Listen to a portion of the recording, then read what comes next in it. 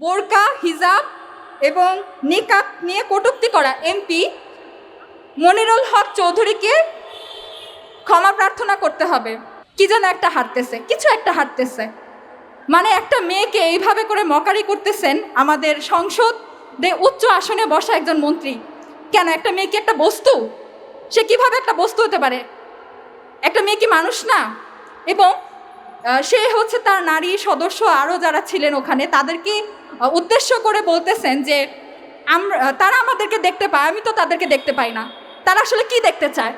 আমাদের মেধা যোগ্যতা প্রকাশের জন্য কি আমাদেরকে এখন শরীর প্রদর্শন করতে হবে? কি চায় তারা আসলে এখানে? এটা কি আজকের ঘটনা? না, এটা আজকের ঘটনা না, এটা প্রতিনিয়তই আমাদের সাথে ঘটে। কিছু ঘটনা আপনাদের সাথে শেয়ার করি। চট্টগ্রাম মিরসরাই 2022 সাল, এক ছাত্রী হিজাব পরায় তার প্রধান শিক্ষক তাকে বেত্রাঘাত করে। তারপরে রাবি, সেখানেও ছাত্রীকে তার হিজাব নিকাব খুলতে বাধ্য করা হয়। কিছুদিন আগে 2025 সালে ঢাবি শিক্ষার্থী পরীক্ষা দিতে গেলে তাকে শুধুমাত্র হিজাব নিকাব করায় তাকে জোর করা হয়।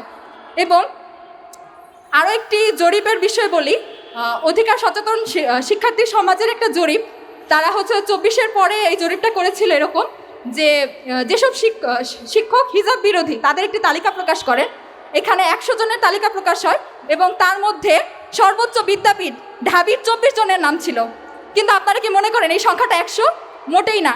আমি বলবো এই সংখ্যাটা হাজারেরও বেশি। আমাদেরকে প্রতিপদে এখানে যে নারীরা উপস্থিত আছেন যারা হিজাব পরেন, আমি আবারও বলতেছি এটা নিকাব না, অনলি হিজাব পরার কারণে আমাদেরকে বিভিন্ন সময় হেনস্থা এবং কটাক্ষ শিকার হতে হয়। কেন? এটা কি আমাদের সাংবিধানিক অধিকার না? আমাদের বোনরা তো একটু আগে উল্লেখ করে গেল যে অনুচ্ছেদের 41 নম্বর আয়াতে প্রত্যেকের অধিকার আছে যে সে তার ধর্ম পালন করবে এবং ধর্ম প্রচারও করতে পারবে। কিন্তু কেন প্রত্যেকবার একটা মেয়েকে তার পোশাকের জন্য হচ্ছে বিভিন্ন সময় হেনস্থা করা হবে? শুধু যে হিজাবি মেয়েদেরকে হেনস্থা করা হয় এরকম না। কেন নারী হিসেবে পোশাক আমাদের জন্য কারো হচ্ছে মানদণ্ড যে তারা ঠিক করে দিবে তারপরে সেটা আমরা করব? কেন? এই লক্ষ্যে আমরা চাই আমাদের মুসলিম সংখ্যাগরিষ্ঠ সমাজে আমাদের বোনেরা তাদের পোশাক সে হিজাব পড়ুক আর নন হিজাবি পড়ুক, এই অধিকার নিশ্চিত হোক। আজকে বাংলাদেশ ইসলামী ছাত্রী সংস্থার ঢাকা মহানগর উত্তরের উদ্যোগে আয়োজিত মানববন্ধন কর্মসূচিতে আজকের দাবি এবং প্রস্তাব পেশ করছি। আমি জানি আমার মতো আপনাদেরও অন্তরে রক্তক্ষরণ হচ্ছে, কারণ আমাদেরকে প্রতিনিয়তই নারী অধিকারের জন্য এরকম রাস্তায় দাঁড়াতে হয়, সামান্য মৌলিক অধিকারের জন্য আমাদেরকে রাস্তায় দাঁড়াতে হয়। এবং অনেক আফসোস হচ্ছে এই বিষয় নিয়ে যে আজকে আমি অনেক খুশি হতাম যদি সেসব ভাই বোনেরা এখানে থাকতেন যারা সবসময় নারী অধিকার নিয়ে কথা বলেন। কিন্তু দুঃখের বিষয় যে যখনই হিজাব নিয়ে কথা ওঠে কেন জানি এইসব বোনদেরকে আমরা আর পাশে পাই না।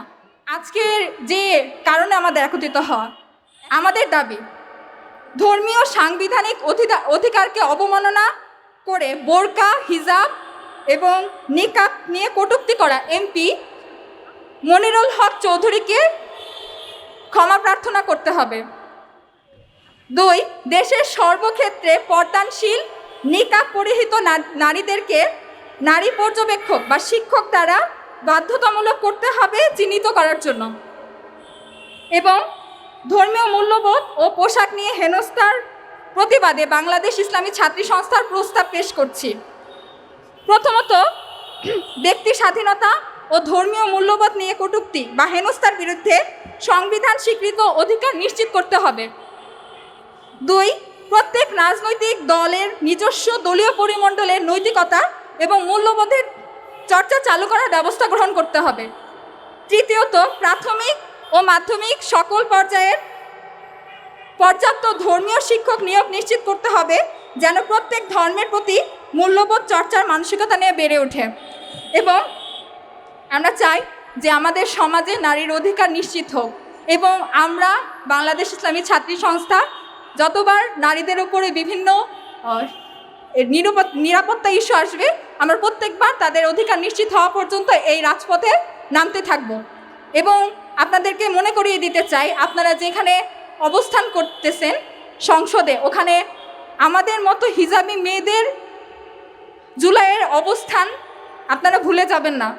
এবং মনে রাখবেন, বারবার জেনজি যদি রাস্তায় নামে তাহলে কি ঘটতে পারে সবাইকে ধন্যবাদ। আসসালামু আলাইকুম রহমতুল্লাহ। আমি তো মানুষ, আমি তো নারী, স্বকীয়তায় ভাস্বর, হিজাব আমার অন্তরে টান, শোনো অহংকারী নশ্বর। কটাক্ষের বিষ বাষ্পে মেরুদণ্ড কি ভাঙবে আমার? আমি তো অটল, আমি তো পাহাড়, এটুকু জেনে রাখো আর। নাহমাদহু ওয়া নুসাল্লি আলা রাসূলিহিল কারীম ওয়া আলা আলিহি ওয়া আসহাবি আজমাইন। আজকে আমরা এখানে দাঁড়িয়েছি এই জন্য যে গতকাল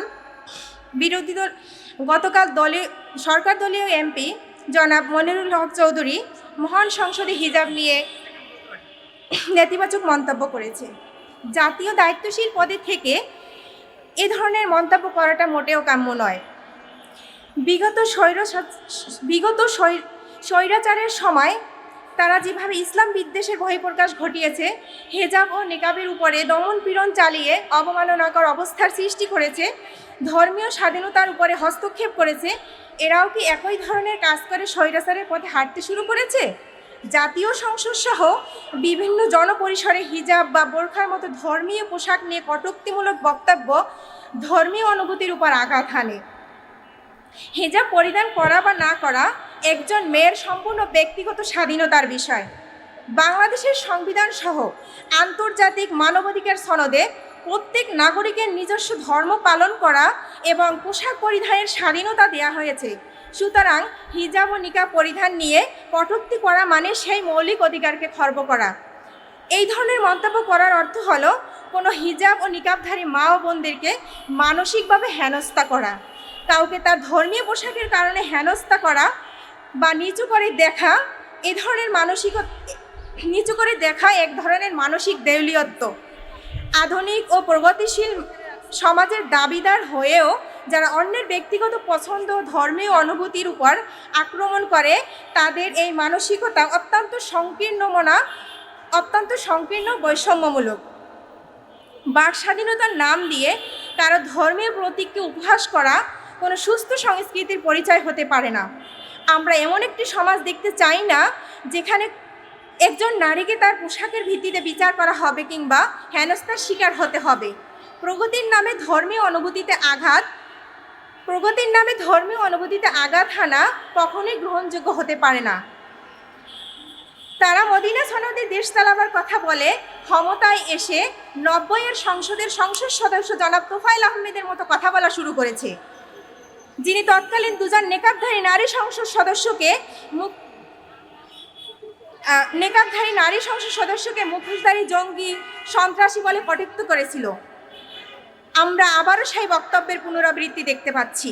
সুতরাং হাজারো শহীদের রক্তের বিনিময়ে পাওয়া সংসদের উপর দাঁড়িয়ে এই ধরনের মন্তব্য করার তীব্র নিন্দা ও প্রতিবাদ জানাচ্ছি। সাংবাদিক ভাই বোনদেরকে আবারও ধন্যবাদ জানিয়ে আমি আমার বক্তব্য এখানেই শেষ করছি।